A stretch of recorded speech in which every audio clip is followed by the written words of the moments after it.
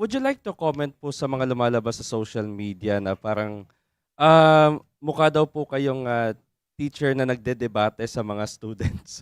Ah, especially during nung nagtatanong po yung dalawang magkapatid na Senators Cayetano Ay, po. hindi na po. I would rather just let that be.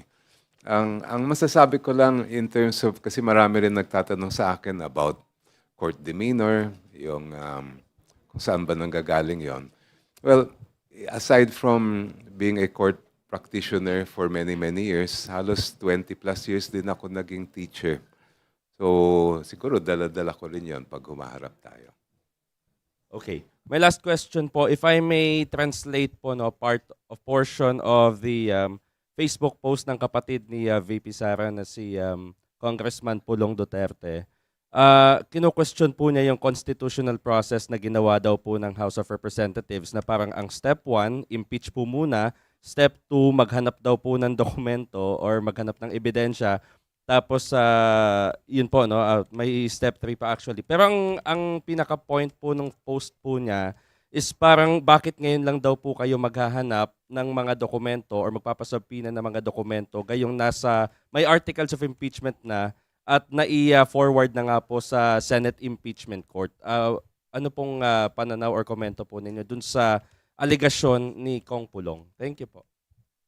Well, alam naman natin, napag-usapan din natin kahapon yung issue na yan, yung sinasabi nga nilang fishing expedition.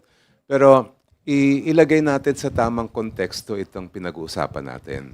Noong pumasok yung impeachment complaint sa Committee on Justice sa House of Representatives, ang tungkulin ng committee noon ay malaman lang kung merong probable cause. So wala sa trabaho namin na halungkatin ang lahat ng ebidensya na magkaroon mismo ng trial dahil nasa kamay ng Senado yung pagkoconduct ng trial. Kaya mapapansin ninyo, wala pang portion lang actually ng ebidensya ang nakita natin sa Committee on Justice. The time to have evidence presented, at syempre para makapagpresenta ng ebidensya, yung panahon para i-subpoena yon ay dito sa loob ng Senate bilang impeachment court. At walang pinagkaiba yung ginawa namin proseso doon sa nailahad na proseso sa ating saligang batas. Kaya kami naniniwala at paulit-ulit namin sinasabi na walang ganun na nangyaring na fishing expedition, wala rin nangyaring mga shortcut o yung sinasabi nilang trial noong nasa House of Representatives ang kaso.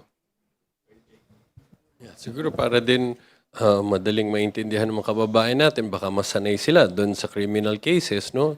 Na una yan, bago sumampa sa husgado, dumadaan muna yan sa tinatawag na preliminary investigation, no? Before the fiscal. So tulad ho ng nasabi ni Kong Shell, no? Before the House of Representatives, determination muna ng probable cause yan. Ganon din sa criminal case. Before the prosecutor's office, determination of probable cause. So dyan, hindi pa talaga required at inaasahan na papakita na lahat ng ebidensya. Dahil ang lahat ng ebidensya, lalabas yan during the trial itself. Pag nandun na sa husgado ang kaso, magkakaroon na ng full-blown trial. Ganon din naman dito. So since ang determination of probable cause ang ginagawa sa House of Representatives, pagsampa sa impeachment court, ito na ho yung full-blown trial, ito na yung tamang venue para hingin at ilabas at sayasatin natin lahat ng ebidensya. All right. Dwight? Hello po, good morning po, Kong Chel. Kahapon doon sa trial proceedings, may very visual analogy yung defense, which is para, sabi niya, doon sa fishing expedition, para po itong nagtatapon tayo sa dagat ng isang napakalaking lambat at umaasa tayo na kahit papano may mabingwit na isang pirasong ebidensya. I would just like to ask the prosecution if may similar analogy po ba kayo to respond to that analogy by the defense team? Yun lang po. Thank you. Well, una, sagutin ko muna yung sabi nga ganon na imagery. Kasi meron, i-compare natin yung dalawang sitwasyon. Pagka sinabi natin fishing expedition, ang ibig sabihin nun, meron kang halimbawa pinapasabpina na baka sakaling may makita. Or sa English ay on the off chance that you find something. Hindi naman ganon yung final namin na request for subpoena. Dahil alam na namin na meron kailangan makuha. At ang naging basehan namin ay yung mga nangyari sa Committee on Justice, especially yung mga iniharap na documents ng Anti-Money Laundering Council, pati na rin yung ibang mga witness pagdating sa unexplained wealth. So they really, I think it's also clearly spelled out in the ruling of the court na walang ganon na nangyaring tinatawag ng fishing expedition. Wala naman ako maisip na imagery na galing naman sa amin. Nothing further to add. Sir, good morning. Sir, Katrina Domingo from ABS-CBN News. Sir, it's no secret that Senator Judges Alan Peter Cayetano and Pia Cayetano have been critical of NBI Director Melvin Matibag way before he takes the stand later on today. What changes or adjustments were made during your witness prep to make sure that your witness, or in the event that the Senator Judges become critical when it comes to questioning your witness like this afternoon? Well, I would like to speak for the team that is in charge of the grave threats. So hindi po ako directly involved doon. But I know that they have done all the preparations necessary for the presentation of their evidence. At mamaya, palagay ko, panunuorin natin lahat yan kung paano nga ilalatag ng prosecution ang pagtestigo ni Director Matibag. Jay? So, Katrina, I think what's clear is whatever grievances or issues that they may seem to have, no, against Director Matibag, it appears these matters are completely separate from the issues at hand. No?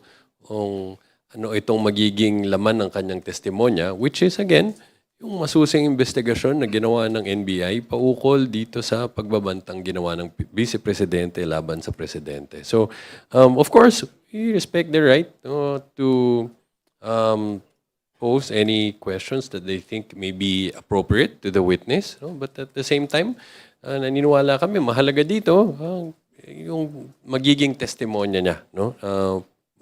Paukol dito. Dahil ito naman yung magiging relevant and material dito sa impeachment proceedings na ito. Sir, but do you expect the lines of questioning to be tougher, perhaps leaning more on the political side of things rather than the actual merits of the case, given the predisposition of the siblings earlier this week? Palagay ko yun ang isang pagkaiba sa questions propounded in a regular court and questions propounded in an impeachment court. Wala naman limit ang maaring itanong ng mga senator judge, maliban lang kung meron tututol sa kanila na ibang one of the other judges. So we'll have to wait and see. And I think we will all be witness to something later on. Last question from my end. When you say na abangan nyo yung magiging testimony ni Melvin Matibag, we have to see later on, will he be pardon if this was already asked in previous press conferences, will he be identifying the hitman, the alleged hitman that the Vice President has contracted? As I've said yesterday, you wouldn't want to miss his testimony this afternoon. So let's wait for it.